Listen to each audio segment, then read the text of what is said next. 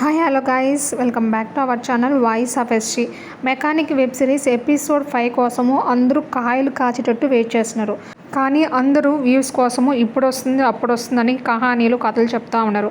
Guys అవన్నీ ఉట్టి మాటలే, నమ్మద్దు. సో నేను ఒక క్లియర్ కట్ ఇన్ఫర్మేషన్తో క్లారిటీతో మీ ముందుకి పక్కా క్లారిటీతో ఒక విషయం అయితే తీసుకుని వస్తాను గైస్.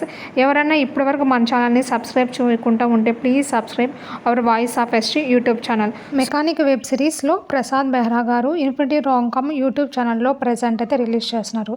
దీనికి డైరెక్షన్ డిపార్ట్మెంటు, డైరెక్షన్ కానీ స్టోరీ కానీ మొత్తము ప్రసాద్ బెహ్రా గారు అందిస్తున్నారు.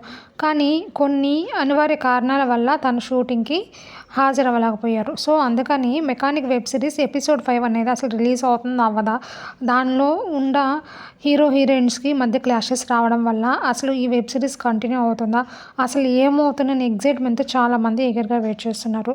సో గైస్ ఇప్పుడైతే అది తేలే విషయం అయితే కాదు.